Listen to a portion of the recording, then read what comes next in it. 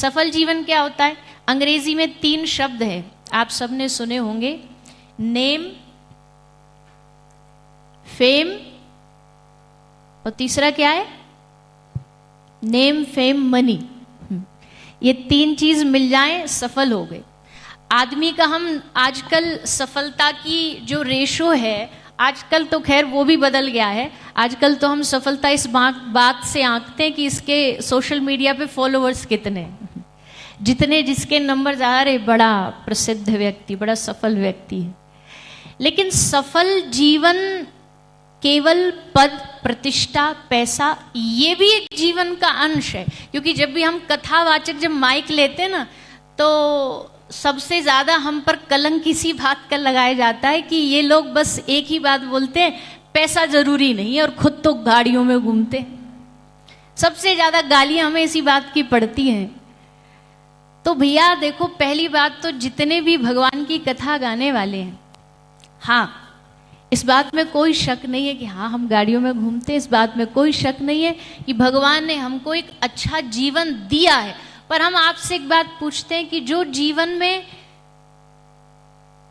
संसार के एक साधारण से बॉस की भी नौकरी करता है, उसकी इतनी वाहवाही होती है, तो सोचो जिसका बॉस ही साक्षात बांसुरी वाला हो, धनुष वाला हो, भला उसकी वाहवाही क्यों नहीं होगी? वो मौज में और आनंद में क्यों नहीं रहेगा? और भगवान ने जो आनंद हमें दिया है, वो केवल सफलता बाहरी नहीं है। सार्थक जीवन का मतलब है कि जब आपसे कोई पूछे, आज के समय में अगर आपसे कोई पूछे आप कैसे हो, तो मुझे लगता है 80% लोगों का जवाब उल्टा क्या मिलेगा? अरे बस समय काट रहे हैं, दिन काट रहे हैं।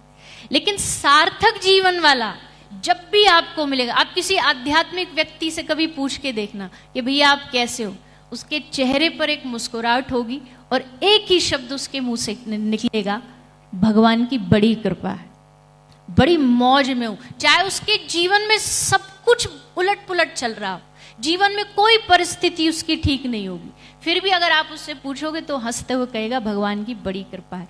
क्यों? क्योंकि जीवन सार्थक बनाना न बनाना वो किसी और व्यक्ति के हाथ में नहीं है, वो सिर्फ और सिर्फ भगवान ने हमारे हाथ में दिया है।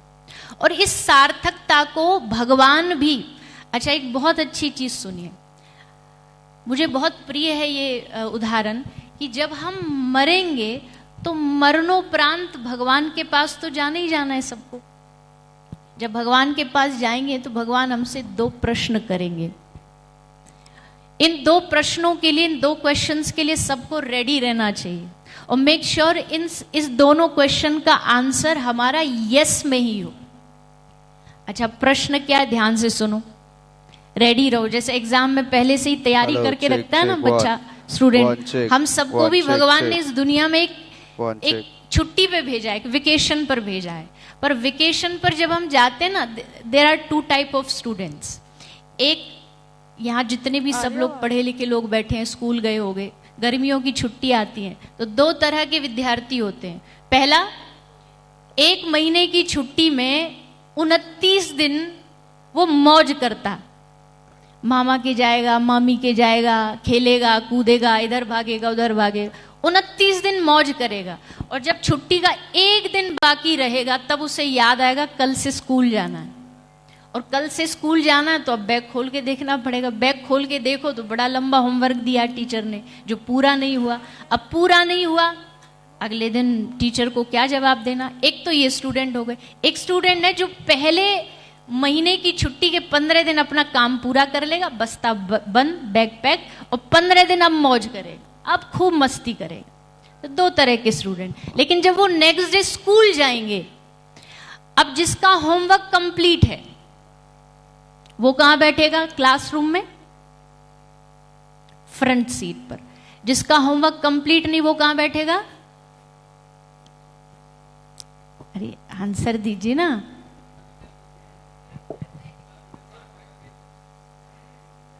अब पता नहीं, हो सकता आपका एक्सपीरियंस बोल रहा हो, पर